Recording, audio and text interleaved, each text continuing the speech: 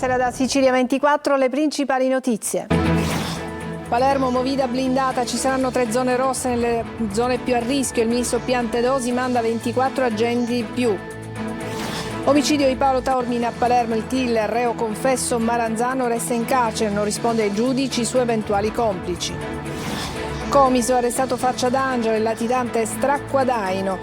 Potrebbe esserci lui dietro il sequestro lampo del giovane di Vittoria, figlio di un noto imprenditore. Giuseppe Piraino, simbolo della lotta al racket, è indagato per truffa sui bonus edilizi, sequestrati 3,5 milioni di euro. L'imprenditore a Sicilia 24, mi sento tranquillo, ho agito in buona fede. Ripreso da telecamere di sorveglianza il tentato femminicidio di Canicattini Bagni nel Siracusano, immagini da film dell'orrore nell'aggressione a colpi di coltello da parte dell'ex, la donna ancora grave trasferita al Policlinico di Catania. Traffico paralizzato sulla circonvallazione di Catania a causa di un cavallo morto sul manto stradale, rallentamenti e disagi per tutta la mattinata per gli automobilisti in direzione Mister Bianco. Calcio, il Palermo prepara il big match di domenica al Barbera contro il Modena, obiettivo sorpasso per i rosanero, Inzaghi ritrova Ranocchia. Serie C, si va verso il sold out al Massimino per la gara del Catania Salernitana, in attesa del recupero di Cicerelli infortunato, sulla tre quarti Toscano potrebbe schierare D'Ausilio.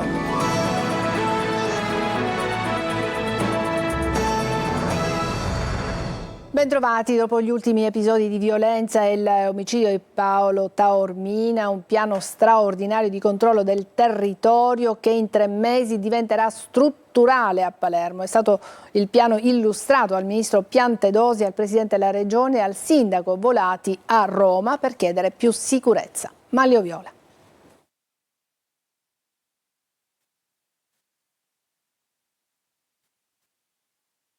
Tre zone rosse corrispondenti alle aree della movida di Palermo: Olivella, dove si è consumato l'omicidio di Paolo Taormina, Vucciria e Maccheda Stazione Centrale. In queste aree la discesa in campo dei reparti mobili della Polizia di Stato, l'aumento dei presidi mobili in zona, l'aumento della videosorveglianza anche con lo stanziamento di 2.700.000 euro in più per aumentare il numero di telecamere e controlli. E poi ancora posti di blocco, reparti mobili della Polizia usati nelle zone della movida come avviene negli stadi e incremento progressivo delle forze dell'ordine nei prossimi 3 mesi. I primi 27 poliziotti arrivano già la prossima settimana.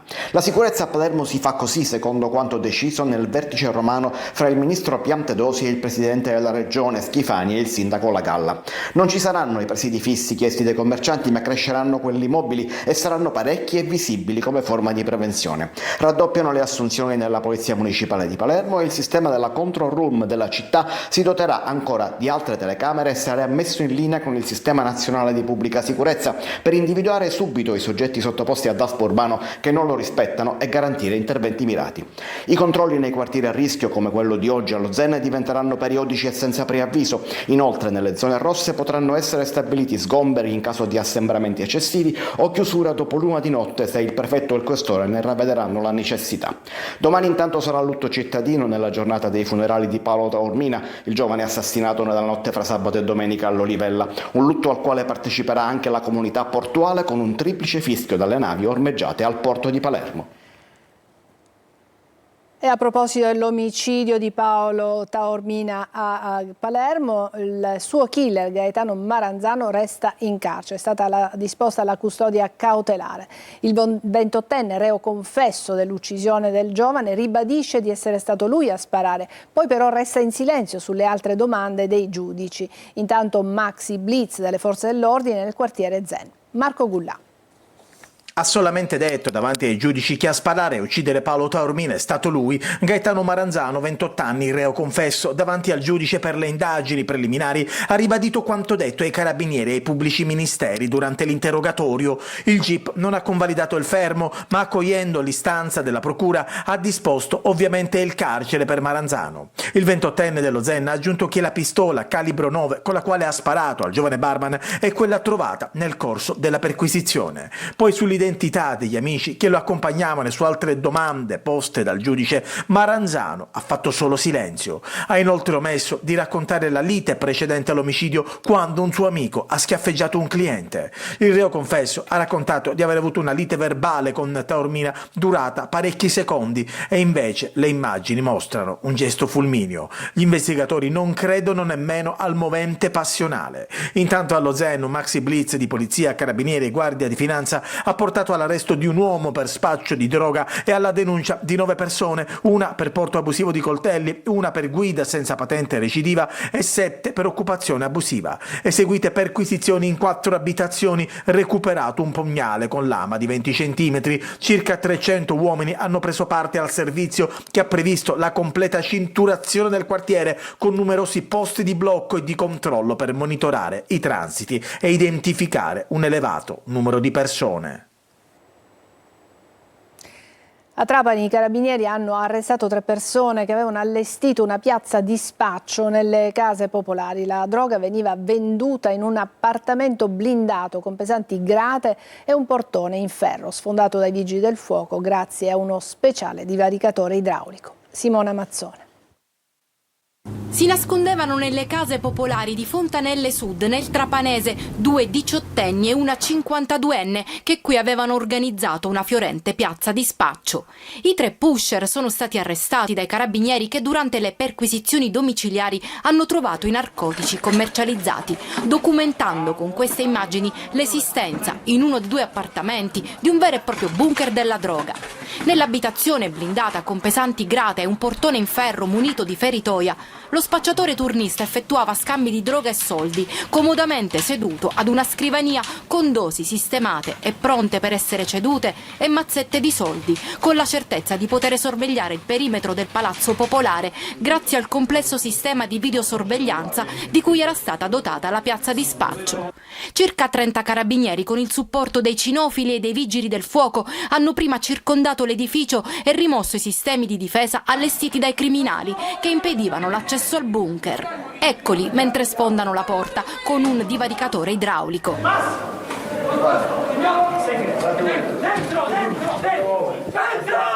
In casa c'erano cocaina, anfetamina e hashish, bilancini e materiale per il confezionamento della droga e circa 1.000 euro in contanti. Arrestato a Comiso Gianfranco Stracquadaini, latitante da 1 anno e mezzo, potrebbe esserci lui dietro il sequestro lampo del 17enne di Vittoria, figlio di un noto imprenditore della zona, avvenuto nelle scorse settimane nel Ragusano. Veronica Barbarino. È stato arrestato all'alba a Comiso dagli uomini della squadra mobile di Ragusa e della Sisco di Catania il boss Gianfranco Stracquadaini, la cui ombra aleggiava nelle ipotesi sul sequestro lampo del 17enne vittoriese, figlio di un noto imprenditore della zona, avvenuto nelle scorse settimane nel Ragusano. Il 50enne, detto Faccia d'Angelo, latitante da giugno 2024, era ricercato per tentato omicidio e associazione mafiosa. Stracquadaini, ritenuto il nuovo punto di riferimento di Cosa Nostra nel Vittoriese, è stato sorpreso in un appartamento dove nascondeva 2 pistole cariche pronte all'uso. Era accusato di aver organizzato il 25 aprile dell'anno scorso il tentato omicidio di Roberto Di Martino, parte di un piano per eliminare collaboratori di giustizia e consolidare il controllo criminale su Vittoria e dintorni. Gli investigatori indagano ora anche su legami con traffici di droga internazionali in contatto con clan albanesi. A Palermo l'imprenditore Giuseppe Piraino, simbolo della lotta al racket, è indagato per truffa sui bonus edilizi, mai ultimati i lavori in 15 cantieri con i soli ponteggi montati. La Guardia di Finanza ha sequestrato 3,5 milioni di euro. Piraino si difende e dice: io sono tranquillo. Giusy Lazzaro. Giuseppe Piraino, l'imprenditore anti-racket che ha più volte denunciato i suoi estortori, è indagato dalla Procura di Palermo guidata da Maurizio De Lucia per indebita compensazione di crediti e truffa aggravata.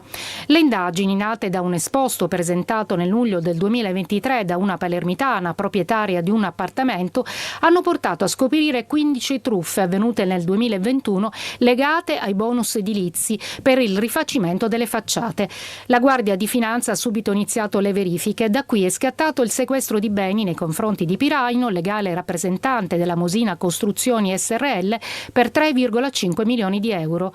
Dall'esito delle attività, dice un comunicato del comando della Guardia di Finanza, è stato possibile appurare la totale o parziale assenza di lavori con solo i ponteggi montati, la carenza della documentazione a supporto degli stessi, giungendo a quantificare in 7 milioni di euro l'ammontare complessivo dei bonus facciate inesistenti.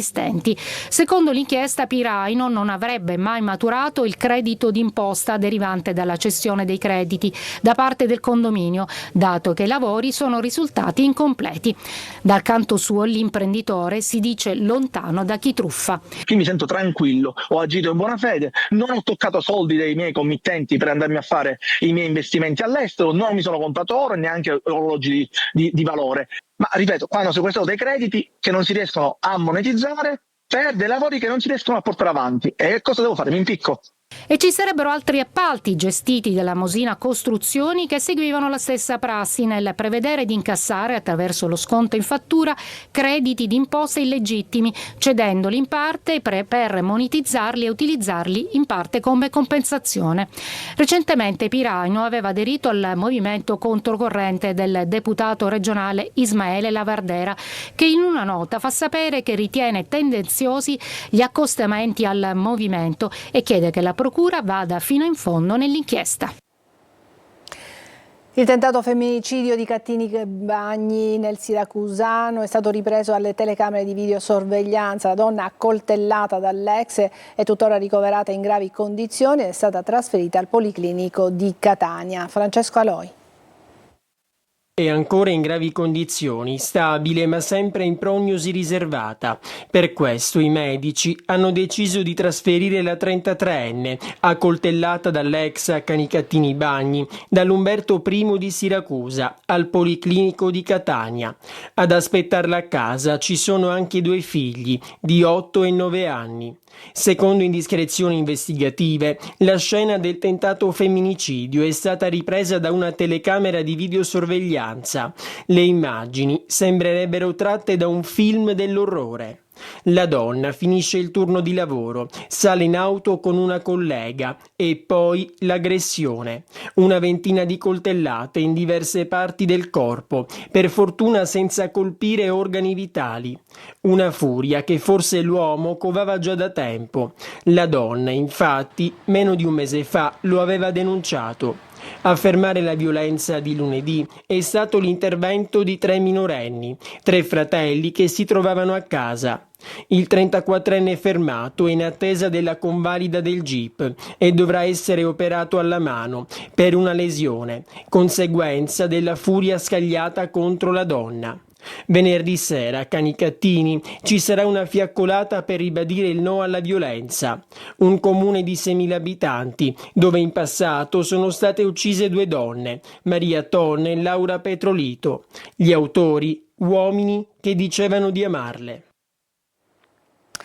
Il caso Scieri, la Cassazione conferma condanne per i 2 ex caporali Alessandro Panella e Luigi Zabara, accusati di omicidio volontario in concorso per la morte del 26enne della Folgore, avvenuta nel 1999. Emanuela Corsi.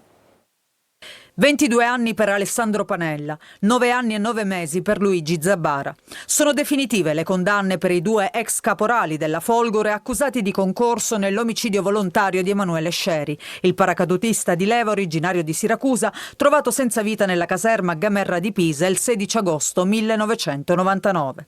A mettere la parola fine in questa lunga vicenda giudiziaria è la prima sezione della Cassazione, che ha rigettato i ricorsi degli imputati. Per questa verità sono trascorsi Commissione parlamentare d'inchiesta, la riapertura delle indagini nel 2018 e da allora, accanto alla famiglia Scieri, insieme ad Alessandra Furneri, abbiamo cercato di ricostruire in sede giudiziaria la storia di Emanuele di quella drammatica notte. Adesso è storia incontrovertibile. Panella e Zabara erano stati indagati con un altro ex commilitone ed ex caporale, Andrea Antico, assolto in primo e secondo grado.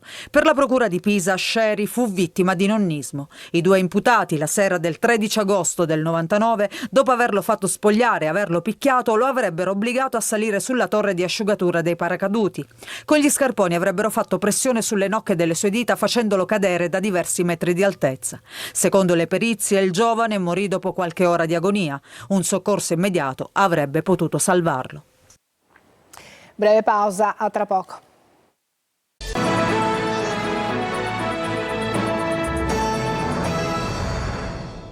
Questa mattina a Catania, a causa di un cavallo morto trovato lungo la circonvallazione, il traffico si è paralizzato con gravi disagi per gli automobilisti che marciavano in direzione Mister Bianco. Simona Mazzone. Un giorno di ordinaria follia a Catania, automobilisti bloccati per ore a causa di un cavallo morto alla circonvallazione. Il fatto è avvenuto poco prima delle 6 del mattino, ma c'è voluto del tempo per rimuovere la carcassa dell'animale all'altezza dello svincolo con via Santa Sofia. Migliaia le auto immerse nel traffico paralizzato in direzione Mister Bianco. Anche chi proveniva da Canalicchio ha dovuto affrontare un fiume di veicoli in coda. Una fila chilometrica che partiva da Ognina. Pare che il cavallo trovato esanime per terra si sia accasciato per un malore. È stato trovato qui, vicino alla rotatoria accanto al calesse che trainava. Aveva un microchip e la polizia, intervenuta con i vigili urbani e i veterinari dell'ASP, ha identificato il suo proprietario. Un caso simile nel maggio scorso, sempre alla circonvallazione di Catania. All'altezza del Tondo Gioeni, un cavallo a velocità è andato a sbattere sulla cartellonistica stradale posta sullo svincolo, perdendo molto sangue riversatosi sulla strada. Ancora una volta emerge il tema dei cavalli dopati per aumentare le loro prestazioni. Non si sa al momento se anche questo è il caso, ma è certo che Catania è una delle città a maggiore concentrazione di corse clandestine. Tanto che ancora una stalla abusiva è stata scoperta dalla polizia, che ha trovato 2 cavalli rinchiusi in una struttura non autorizzata nel quartiere San Cristoforo in via Gramignani. Il tetto era troppo basso, gli spazi piuttosto angusti e mancava un abbeveratoio automatico. Il proprietario, un 52enne catanese, è stato denunciato. E adesso a Bronte, dove è stata inaugurata la 34esima edizione della Sagra del Pistacchio. Orazio Longo. C'è anche una mascotte con l'occhio da polifeme e una bombetta inglese sulla testa. La 34esima Sagra del Pistacchio di Bronte racconta ancora una volta il gusto di quello che ormai è conosciuto come l'oro verde. In giro per il centro del paese, fra gli stand, molti visitatori venuti anche da fuori Italia alla ricerca del vero pistacchio di Bronte. Questa non può essere che la festa di chi coltiva il pistacchio, ha affermato il sindaco, ma non solo, ha aggiunto. Il pistacchio ha raggiunto i vertici che poteva raggiungere. Oggi Bronte ha il diritto di guardare anche ad altre attività che possono fare crescere ancora di più la città. Per le strade sbandieratori, la banda San Biagio, le maggiorette. Lungo il Corso Umberto avremo il pistacchio, su Piazza Spedalieri avremo il pistacchio DOP, su Piazza Liuzza avremo i prodotti tipici. Un'area attrezzata per i bambini per dare ai più piccolini un po' di svago e divertimento, e poi avremo i soliti spettacoli itineranti. Ma la sagra è anche un'occasione per riflettere sulla produzione del pistacchio e sul futuro, dice Giuseppe Castiglione. Noi siamo in un mercato mondiale sempre in grande crescita, noi siamo una nicchia, manteniamo la nostra distintività, manteniamo la nostra qualità e vogliamo continuare a preservare questo grande patrimonio agricolo, ma anche un grande patrimonio ambientale. La sagra si concluderà il 19 ottobre. Breve pausa e poi il calcio.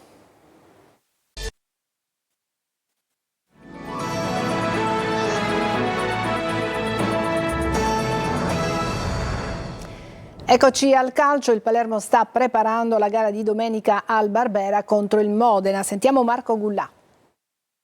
Ancora una volta il Barbera sarà sold out. Palermo-Modena di domenica richiama i tifosi. Una sfida che, se vinta, potrebbe permettere ai rosanero di operare il sorpasso nei confronti dell'attuale capolista del campionato.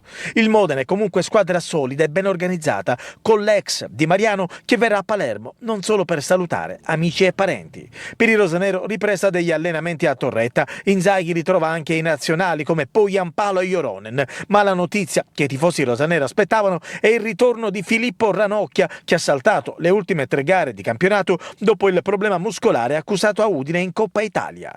Inzaghi potrebbe comunque utilizzarlo in corso d'opera, soprattutto per avere un'arma in più nella battuta dei calci piazzati. Sulla tre quarti ballottaggio aperto con Brunori, Leduaron, Palumbo e Giasi a contendersi 2 maglie a supporto di Poyampalo. Ci sono però ancora giorni di lavoro prima del big match di domenica alle 15.